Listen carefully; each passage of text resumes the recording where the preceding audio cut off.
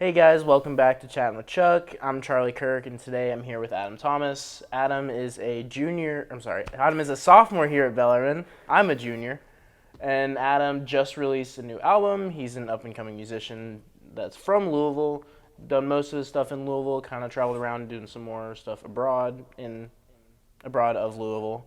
But so I guess Adam, kind of tell me a little bit about what it's like to be recording an album, trying to gain traction in that while still being a full-time student. It's definitely a struggle sometimes because you got the aspect of creativity in the studio and then the aspect of creativity in the academic world. So it varies because you got to be able to just switch it on and off in a blink of an eye. But it's definitely different sides of creativity. So you got to know when to harness what. Yeah. Because sometimes it can cross over, but you know, You're not going to be writing songs about math class. Yeah, exactly. I mean, if I would, I wouldn't have streams and stuff. But yeah, it's definitely a release, like from school, because I can go home, write a poem or draw a piece of art or write a song, and then clear my mind. Okay, let me do 30 more minutes of homework, something like that. So yeah. Cool. So do you do most of your writing and recording at home, or do you do more studio sessions? A little bit of both. There's some songs where I'll go for a car ride, just write a song to the sounds of nature. And then there's other times where I'm like, I'm really angry right now, so I just write a song, and I'm like, okay, well that probably won't go on an album, but I got some feelings out there, so. That's good. Yeah. Cool. So you've been playing music for how long? And like, when did you really get intentional and professional about it? Yeah, so I started playing music, well, I started singing when I was about 2 years old. Oh wow. Yeah, and then I started playing piano when I was 7, guitar when I was about 12, and then everything else I just learned, like drums, harmonica, bass, just learned by Oh myself. wow. So you really play a lot. Yeah, and then, all that different stuff kind of correlates. Do you have like a favorite instrument to play? Definitely the dulcimer. Dulcimer? That's Dulcimer. interesting. Yeah. Yeah, because there's no such thing as a wrong note on a dulcimer. Interesting. How'd So- you get it started with that? Was it just saw it and thought it was interesting, or? So there's an artist from the 60s called Joni Mitchell. She played dulcimer here and there, and I would just watch videos of her. And then my dad bought me a dulcimer, and within 5 minutes I knew how to play it. So Very cool. yeah. Cool. So you've been at what point did you really decide that this is like what you wanted to do? Around 6th grade. Okay. So that's been a while. What, I'm not 6 going to do years the math now? because that would be embarrassing, but It's what, 6, 8 years, yeah, in there? 6, Somewhere 8. in We'll there. say that, yeah. Yeah. So you've been playing, as long as I've known you, been having gigs and stuff. At what Yeah. point did you really get your first gig? First time, like first solo gig or first time I've ever played live? Like playing live. First time I ever played live was at Bear Nose down on Main Street in Louisville. Okay. First time I ever sang live, it was my voice teacher's gig. She called me up. I sang Love Me Tender by Elvis. Oh, nice. Crowd went crazy, and I'm like, I love this feeling. That's fun. First time I ever played live with the band, 2019. So Okay. not that long ago. Are you currently with a band, or are you in between and doing more solo work? It's a very good question. So my last band was called Written in Red. We were kind of picking up. I had a private investor to like send us on a tour, stuff like that, write an album, and then COVID happened. I'm like, okay, we'll scrap that idea. And during that time, I had started working with Adam Thomas and what was then the Souls. Adam Thomas and the Hayes played at Bellaroo. And Adam Thomas and the Souls, I had just released my first studio album. So we went on a small tour called Names and Faces on the Wall, which was my first album mixed with Pink Floyd's The Wall. Really cool concept that we threw together. The private investor also invested in that. But then we had to stop because of COVID.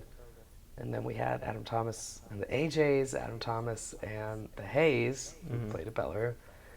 And then the Hayes kind of split off, and so we're just with Adam Thomas right now, which is the new era from the album.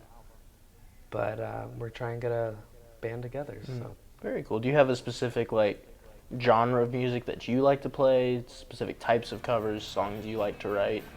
I like to cover classic rock because, with TikTok and, you know, the boomer generation, a lot of people know those songs. Like, everyone knows Piano Man by Billy Joel.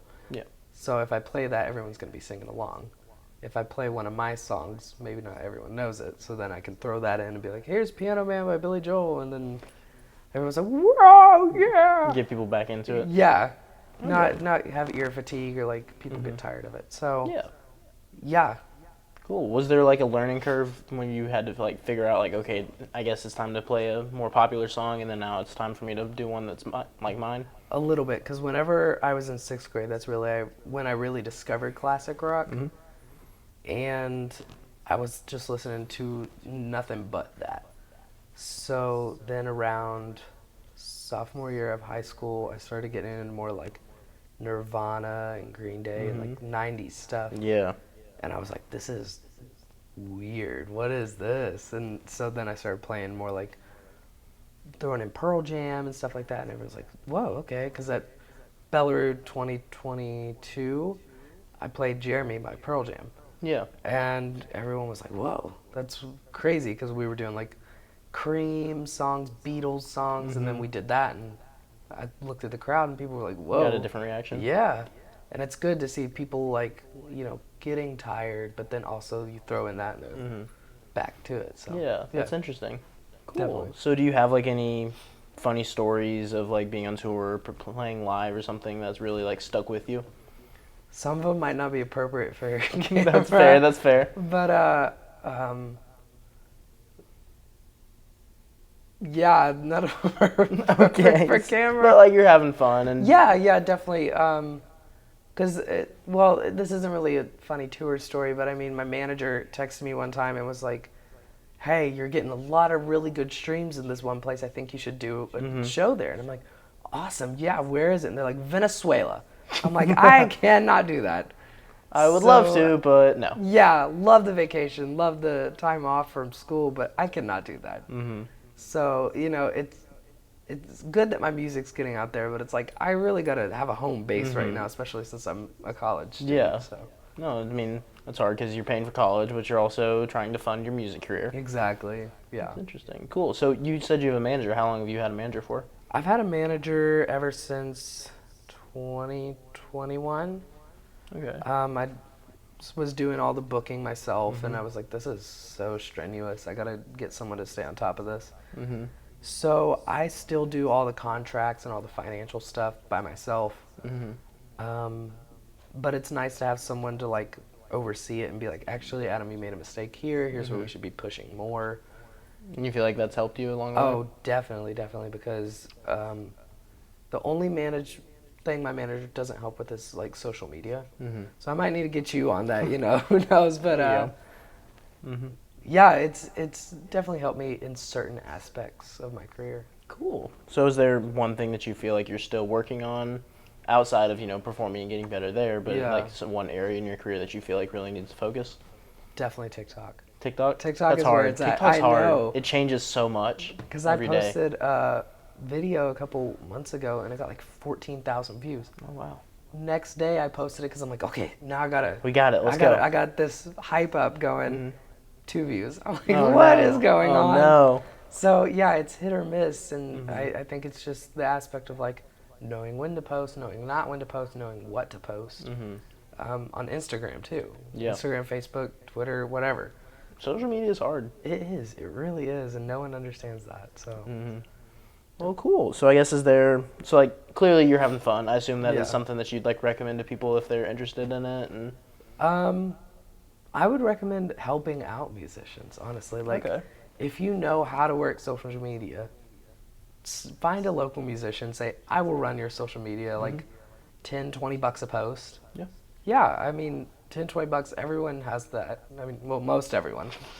But yeah, just help out musicians, and because you help a musician out, they will take you all the way. And that's a good way to learn about it too. Yeah, exactly, because like us being communications majors, that's something we have to know how to do almost, is how to run and do press relations and stuff like that. Yeah. Well, very cool, man. Well, I appreciate you coming on. Thanks for Hope having me. and good luck with your next couple shows. I know you got some exciting stuff coming up. Definitely. So I guess do you want to drop a plug for like where people can find your music or anything like that? Adam Thomas, YouTube, Spotify, Instagram, Apple Music, Amazon Music, everything. So All that. Well, awesome, man. Well, thank you so much, and look forward to seeing you guys next time.